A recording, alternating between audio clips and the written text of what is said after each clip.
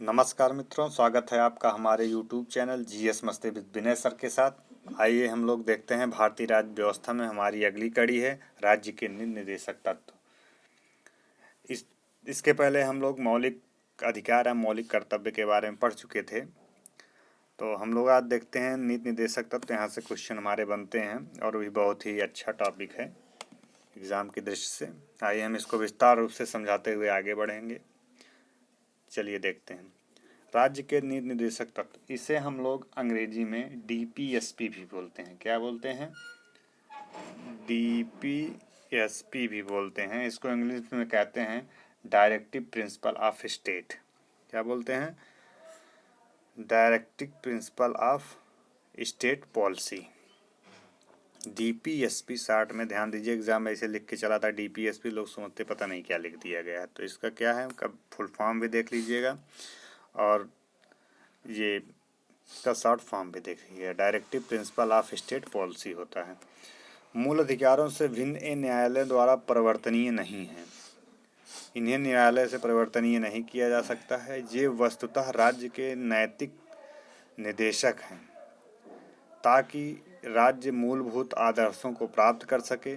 मूल संविधान में ये अनुच्छेद जो है 36 से 51 तक, अगर पूछे किस अनुच्छेद के अंतर्गत इनका जिक्र किया गया है निर्देशक तत्व का, जी यहाँ क्वेश्चन बनता भी है, 36 से 51 तक वर्णित हैं। बाद में कुछ संशोधन भी किए गए हैं जो निम्नवत हैं।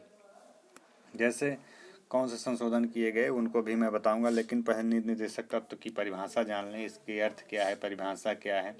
भारतीय संविधान में तत्वों का यह सुनिश्चित किया गया कि राज्य अपने नीतियों को निर्धारण करते समय अथवा विधि बनाते समय अनुच्छेद 36 से 51 में वर्णित सिद्धांतों को लागू करे। इसे लागू करने में राज्य का स्वरूप लोक कल्याणकारी हो जाएगा, परंतु इस सिद्धांतों को लागू करने के लिए राज्य बाध्य नहीं है। अगर कहा जाए निर्देशक तत्व को लागू करने के लिए क्या राज्य बाध्य है? नहीं है। तो राज्य बाध्य नहीं है। क्लियर? राज्य बाध्य नहीं है। इसे लागू करना राज्य के कर्तव्य हैं। यह वाद योग्य नहीं है। अगर पूछे निर्देशक तत्व क्या है, वाद योग्य है, तो निर्देशक तत्व वाद योग्य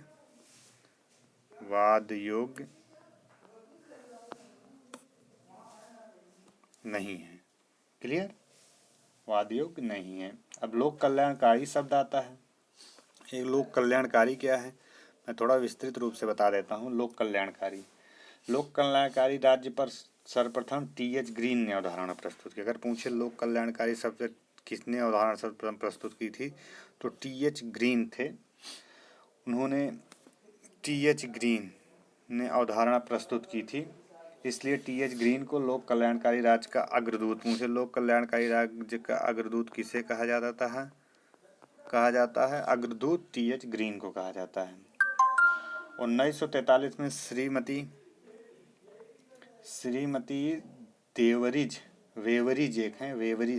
बेवरिज ने लोक कल्याणकारी राज्य पर अपना रिपोर्ट दिया था, जिसे ब्रिटेन का प्रधानमंत्री लॉर्ड एटली ने ब्रिटेन में लागू किया था।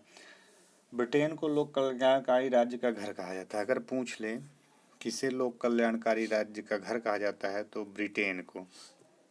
देखिए, इतना डीप में जाने की जरूरत नहीं थी, लेकिन मैंने कुछ कहानी आपको बता दिया लोक कल्याणकारी राज्य के बारे में। तो पूछा जाए कि भारत के नीति निर्देशक तत्व की जो विशेषताएं हैं उनको देखा जाए, अभी फिर हम लोग चलेंगे संशोधन में क्या कैसे हैं। जो डीपीएसपी है जी हमारा भारतीय संविधान में आयरलैंड के संविधान से लिया गया है। ये भी कुछ पूछता है जो राज्य के नीति निर्देशक तत्व जो डीपीएसपी है कहाँ के संविधान से लिया गया है, तो ये आयरलैंड के संविधान से लिया गया है। क्लियर? इस प्रकार से इसको भी याद कीजिए। संविधान के किस भाग के अंतर्गत है? संविधान के भाग 4 में है। अनुच्छेद 36 से लेकर 51 तक जिक्र किया गया है। डीपीएसपी वाद योग्य नहीं होता है, अर्थात न्यायालय द्वारा लागू नहीं कराया जा सकता है। क्लियर?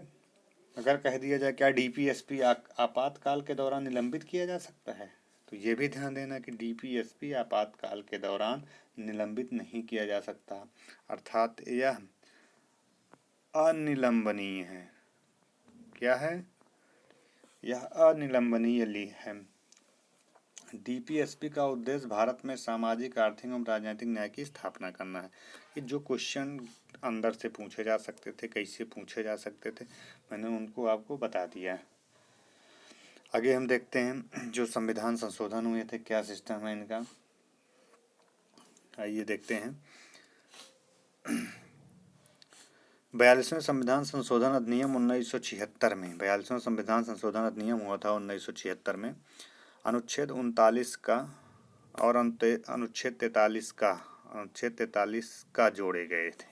ठीक, 43 का भी इनके बारे में बताएंगे जी, कौन कौन से अनुच्छेद हैं 43 का, और 43 का कौन सा है, 43 में जो 42वें संविधान संशोधन हुआ 39 का क्या है, इनके बारे में हम लोग जिक्र कर देंगे विधिवत रूप से। जैसे हमको बताते, यहीं से बताते चलते हैं थोड़ा। जैसे अनुच्छेद 39 क्या करता है, अनुच्छेद 39 का क्या कहता है। 39 का मतलब या कहीं कहीं का लिखा रहे या ए भी लिखा रहे, तभी मान लीजिएगा का ही जिक्र करते हैं। इसमें 42वें CA 1976 के द्वारा संविधान में जोड़ा गया। इसके तहत राज्य अपने नागरिकों को निःशुल्क विधिक सहायता प्रदान करे।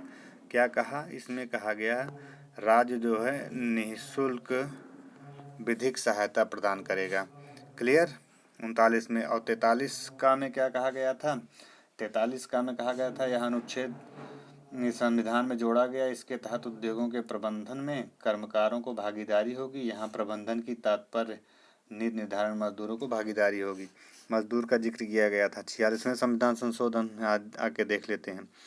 2002 द्वारा 21 का को शिक्षा के अधिकार को शामिल किए जाने के बाद अनुच्छेद 45 में 6 वर्ष से कम आयु के बच्चों को देखभाल और कर्तव्य अधिरोपित किया गया। 97वें संविधान संशोधन अधिनियम 2011 द्वारा अनुच्छेद 43 का अंतः स्थापित किया गया। पूछता है अनुच्छेद 43 का किसके द्वारा जोड़ा गया था, 97वें संविधान संशोधन द्वारा किया गया था। संविधान में विद्यमान नीति निर्देशक तत्व वर्तमान में संविधान के भाग 4 में डीपीएसपी जिसे कहते हैं सभी अनुच्छेद उनकी मूल विषय वस्तु इस प्रकार है। अनुच्छेद 36 क्या कहता है, नीति निर्देशक तत्वों के संदर्भ में राज्य मतलब जिक्र करते हैं स्टेट की परिभाषा जो लगभग वही है जो मूल अधिकारों के संदर्भ में राज्य के लिए है। अनुच्छेद 37 क्या कहता है, अनुच्छेद 37 इस भाग में दिए गए तत्वों का न्यायालय द्वारा परिवर्तनीय न होते हुए भी देश के शासन में मूलभूत होना। 38(1) क्या कहता है, राज्य लोक कल्याण की अभिवृद्धि के लिए सामाजिक अवस्था बनाएगा ताकि सामाजिक, आर्थिक और राजनीतिक न्याय हो सके। 38(1) कहता है।